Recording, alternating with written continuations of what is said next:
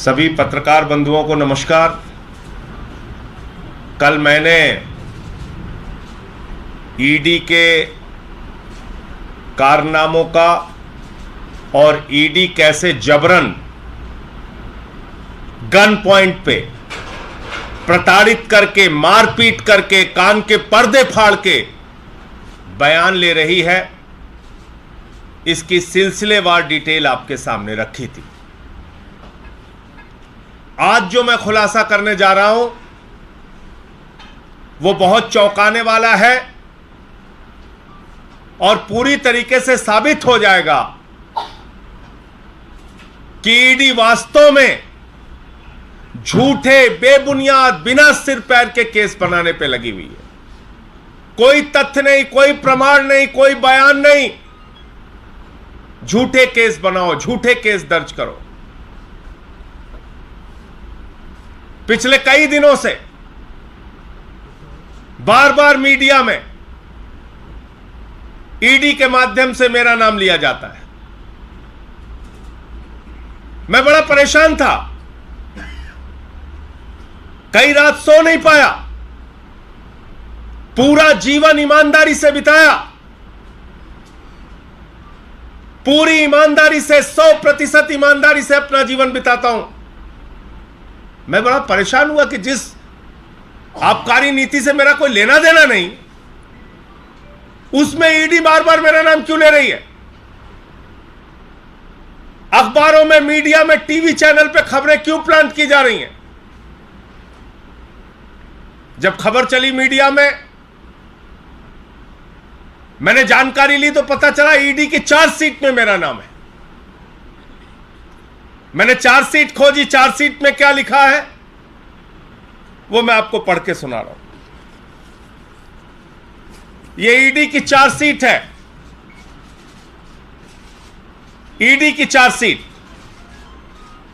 इस चार्जशीट में कहा गया है कि 1/10/2022 को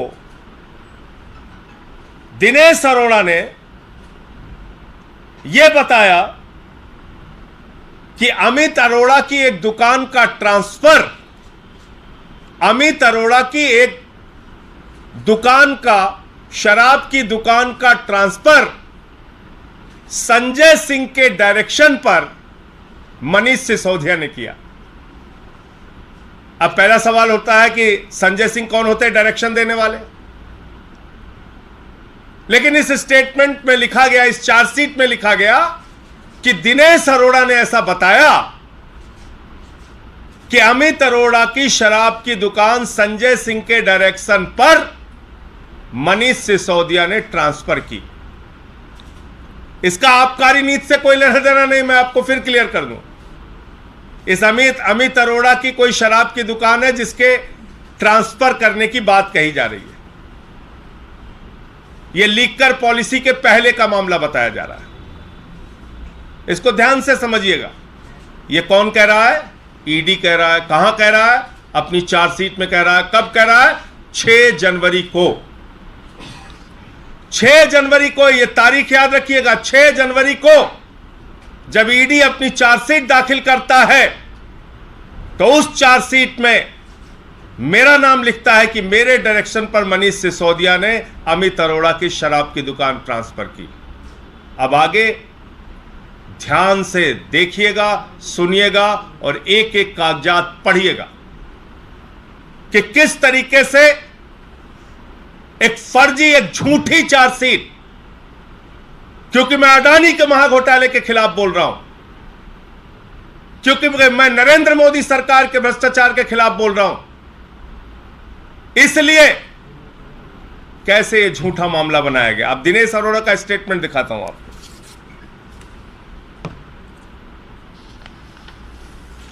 यह है दिनेश अरोड़ा का स्टेटमेंट जो ईडी ने दर्ज किया। यह चार्जशीट है 6 जनवरी वाली और यह दिनेश अरोड़ा का स्टेटमेंट है। इस स्टेटमेंट में यह कहा जा रहा है कि एक्साइज कमिश्नर राहुल सिंह ने रूटीन वे में अमित अरोड़ा की दुकान का ट्रांसफर किया। इसमें संजय सिंह के नाम का कहीं कोई दूर दूर तक जिक्र नहीं। ईडी ने खुद जो 50 में बयान लिया दिनेश अरोड़ा का, उसमें संजय सिंह के नाम का कहीं कोई जिक्र नहीं। यह भी आपको उपलब्ध करा दूंगा। यह कब लिया गया? यह लिया गया 1/10/2022। जो चार्जशीट में डेट लिखी है वही डेट ईडी के द्वारा दर्ज किए गए बयान में लिखी है। अब और मजेदार बात आपको बताता हूं, देखिए कैसे झूठे मामले बना रहे हैं। अब न्यायालय के समक्ष जो सबसे तथ्यपूर्ण और सच्चा बयान माना जाता है, न्यायालय के समक्ष दिनेश अरोड़ा ने जो बयान दिया 164 का बयान, वो 164 का बयान क्या कहता है? वो 164 का बयान कहता है कि अमित अरोड़ा ने दिनेश अरोड़ा से जब ये ट्रांसफर की बात करी तो दिनेश अरोड़ा लिख रहा है कि मैंने इस बारे में ना डिप्टी सीएम से बात करी ना संजय सिंह से। ये देखिए, ये माननीय न्यायाधीश के सामने दिया गया दिनेश अरोड़ा का बयान है। दिनेश अरोड़ा कह रहा है कि मैंने इस बारे में ना डिप्टी सीएम से बात करी ना संजय सिंह से। आपके लीडर्स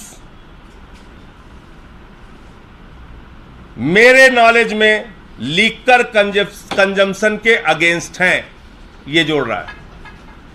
आपके नेता मेरी जानकारी के हिसाब से लीकर कंजम्पशन के अगेंस्ट हैं।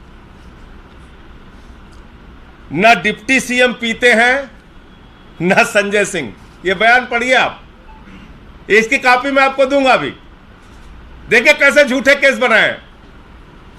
आगे लिख रहा है, अमित अरोड़ा इसको कह रहा है कि नए एक्साइज कमिश्नर आए हैं राहुल सिंह। राहुल सिंह को इस सीट पर मैं लेकर आया हूं, अमित अरोड़ा कह रहा है। और इसने अमित अरोड़ा ने राहुल सिंह से इनकी मुलाकात कराई, दिनेश अरोड़ा की। और फिर इसमें आगे तारीख दी हुई है। यह कह रहा है कि जब ये मुझे इंसिस्ट करने लगा कि आप डिप्टी सीएम से बात करिए, तो मैंने डिप्टी सीएम से कहा, तो डिप्टी सीएम ने कहा मैं देखता हूं। और 22-23 मार्च को राहुल सिंह का फोन आया कि आपका ट्रांसफर लेटर रूटीन वे में अप्रूव हो गया है। आपका ट्रांसफर लेटर रूटीन वे में, यानी कि पूरी प्रक्रिया का पालन करते हुए अप्रूव हो गया है। अब मैं भारत के प्रधानमंत्री से, देश की ईडी से, उन तमाम अधिकारियों से यह पूछना चाहता हूं कि किसके दबाव में, जब बयान में मेरा नाम नहीं, न्यायालय के सामने दिए गए बयान में मेरा नाम नहीं, ईडी के सामने दिए गए स्टेटमेंट में मेरा नाम नहीं, तो ईडी के अधिकारियों की हिम्मत कैसे हुई कि उन्होंने चार्जशीट में मेरा नाम लिखकर मुझे बदनाम करने की कोशिश की, मीडिया में मेरे खिलाफ खबरें चलवाई, भारतीय जनता पार्टी के लोगों के द्वारा प्रायोजित पीसी कराई गई। और मैं आज इस प्रेस वार्ता के माध्यम से कहना चाहता हूं ईडी के अधिकारियों से कि नरेंद्र मोदी जी ने तो अपने लिए नियम बना लिया है, रिटायरमेंट की उम्र उनकी 75 साल है, लेकिन न्याय की प्रक्रिया में जब तुम लोग फंसोगे तो फिर दुनिया में कोई बचाने नहीं आएगा। ऐसे झूठे और बेबुनियाद काम मत करो, ऐसे फर्जी बदनाम करने की कोशिश मत करो। और इसलिए क्योंकि इस झूठे चार्जशीट के आधार पर मेरे खिलाफ टीवी चैनल पे खबर चली, मेरे खिलाफ भाजपाइयों ने प्रेस वार्ता करी, मेरे खिलाफ तमाम दुष्प्रचार किया ईडी ने, इसलिए ईडी के तमाम अधिकारियों के खिलाफ, इनके डायरेक्टर एसके मिश्रा के खिलाफ, इनकी अधिकारी जिसने इस पे दस्तखत किया है भानुप्रिया के खिलाफ, इनका आईओ जोगेंद्र सिंह के खिलाफ डिफेमेशन का केस करूंगा, आपराधिक मानहानि का मुकदमा करूंगा, इनको बेनकाब करूंगा। पूरा जीवन ईमानदारी से बिताया है। मैं प्रधानमंत्री जी से कहना चाहता हूं, इस जन्म में नहीं, अगले जन्म में भी भ्रष्टाचार के एक भी सबूत और प्रमाण मेरे खिलाफ नहीं पाओगे। मैंने पूरा जीवन एक फक्कड़ की तरह ईमानदारी से बिताया है, आगे मरते दम तक उसी रास्ते पर चलूंगा। आप ये सब काम कर रहे हो। मैं खुद हैरान था कैसे नाम आ रहे हैं, कैसे कहानियां बनाई जा रही। दिनेश अरोड़ा न्यायालय के सामने बयान नहीं देता, मेरा नाम नहीं लेता। दिनेश अरोड़ा ईडी के सामने नहीं कहता कि मेरे कहने पे कोई लिखकर साफ ट्रांसफर हुई, ना न्यायालय के सामने कहता है, बल्कि न्यायालय के सामने तो कह रहा है कि आपके leaders Manish Sisodia, Sanjay Singh liquor consumption नहीं करते, नहीं पीते। और उसके बाद भी आपने मेरा नाम चार्जशीट में डाल दिया। तो डाला क्यों? अब इसकी क्रोनोलॉजी मैं आपको बताता हूं। ये क्यों डाला, ये क्यों दुश्मनी निभाई जा रही मुझसे, ये अब आप देखिए। 12 दिसंबर को पिछले 8 वर्षों में 3000 छापे विपक्ष के नेताओं पे मारे गए और मात्र 23 लोगों को ईडी कन्विक्ट कर पाई, मात्र 0.5%। ये ईडी 20,000 करोड़ का घोटाला करने वाले नरेंद्र मोदी के खिलाफ क्यों चुप रहती है? संजय रावत जी आप बैठे 100 दिन जेल में रहे। मनीष सिसोदिया के घर पे आपने 14 घंटे छापेमारी की। ये मेरा संसद में दिया गया भाषण है। कब? इसमें तारीख लिखी हुई है 12 दिसंबर 2022 को। मैंने ईडी के मिसयूज के खिलाफ लोकतंत्र के सर्वोच्च मंदिर में 12 दिसंबर 2022 को यह बयान दिया कि ईडी 3000 छापेमारी करती है, मात्र 0.5% उसका कन्विक्शन रेट है। लोगों को फर्जी फंसा रही है और जेल में डाल रही है, लोगों के घरों पर फर्जी छापेमारी कर रही है और प्रताड़ित कर रही है। यह मामला देश की संसद में मैंने उठाया और भारत की संसद ने मुझे कहा, माननीय सभापति जी ने मुझसे कहा कि जो बातें आप कह रहे हैं उसको रिकॉर्ड पर लाइए। मुझे प्रिविलेज कमेटी का विशेषाधिकार समिति के द्वारा मुझसे पूछा गया कि जो बातें आप कह रहे हैं उससे संबंधित साक्ष्य लाइए। और आप देखिए, आज तो यह लगता है ईडी भारत की संसद से बड़ी हो गई। 12 दिसंबर को मैं बोलता हूं और 6 जनवरी को चार्जशीट में मेरा नाम शामिल कर दिया जाता है, जबकि 1/10/2022 के बयान में दिनेश अरोड़ा ने मेरा नाम नहीं लिया। और उसके पहले जब 164 का उसका न्यायालय के सामने बयान हुआ, उसमें भी दिनेश अरोड़ा ने मेरा नाम नहीं लिया। बावजूद इसके चार्जशीट में 6 जनवरी को 12 दिसंबर के इस भाषण के बाद जबरन चार्जशीट में मेरा नाम शामिल किया जाता है। अब यह देश की संसद में बैठने वाले सांसदों को भी सोचना पड़ेगा कि क्या देश की संसद से बड़ी हो गई है ईडी। और मैं कहना चाहता हूं आज की इस प्रेस वार्ता के माध्यम से उन तमाम लोगों से, क्योंकि भारत की संसद की विशेषाधिकार समिति ने मुझसे कहा है कि जानकारी दीजिए कि ईडी कैसे फर्जी और झूठे मामले बना रहा है। मैं पूरे देश में सुनने वाले लोगों से यह कहना चाहता हूं, अगर आपके खिलाफ ईडी ने फर्जी मामले बनाए हैं, फर्जी मुकदमे बनाए हैं, कृपा करके मुझे जानकारी दीजिए। मैं वो भारत की संसद की विशेषाधिकार समिति के सामने ये पूरा विषय, आपकी पूरी जानकारी, आपके पूरे मामले को रखूंगा। तो ये था मेरा आज का जो खुलासा है, वो था। इसमें आपके द्वारा कोई प्रश्न हो, कोई सवाल हो तो आप पूछ सकते हैं। संसद में अडानी के मामले को भी उठाया था, इसके साथ आपकी तरफ से मीरा गुप्ता या इसके बारे में। देखिए, ये भी बड़ी अजीब बात है, अच्छा आपने याद दिलाया। ईडी को मैंने 11 बार मेल की मुलाकात करने के लिए, 11 बार मुलाकात करने के लिए उनसे समय मांगा। अडानी के घोटाले पर मुझे जानकारी देनी है, समय दे दो। अडानी के घोटाले पर मुझे जानकारी देनी है, समय दे दो। कोई जानकारी नहीं दी गई, कोई समय नहीं दिया गया।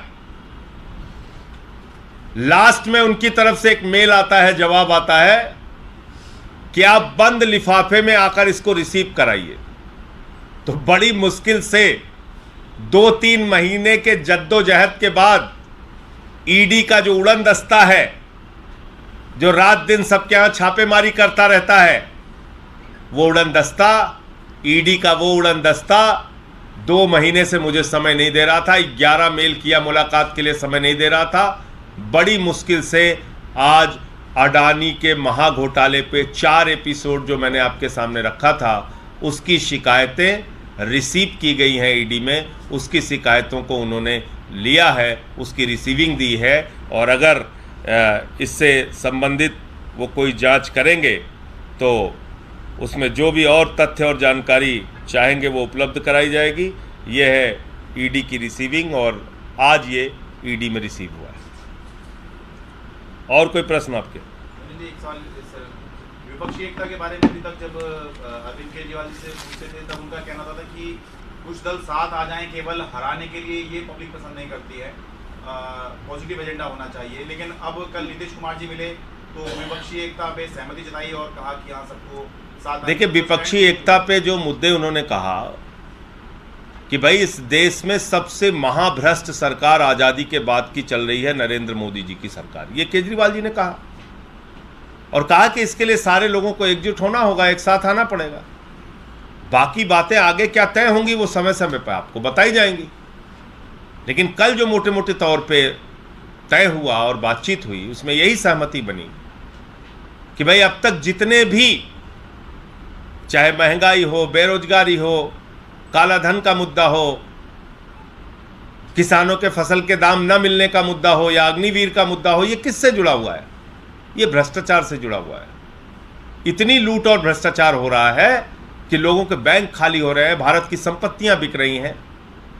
इतना लूट और भ्रष्टाचार इस सरकार ने कर रखा है कि भ्रष्टाचार का केंद्रीकरण हो गया, लाखों करोड़ की लूट हो रही है। आज बेरोजगारी से लेकर महंगाई तक के पीछे कारण है भ्रष्टाचार। तो इसलिए इस मुद्दे पर एकजुटता की बात उन्होंने कही है, विपक्ष के लोगों को एक साथ आने की बात कही।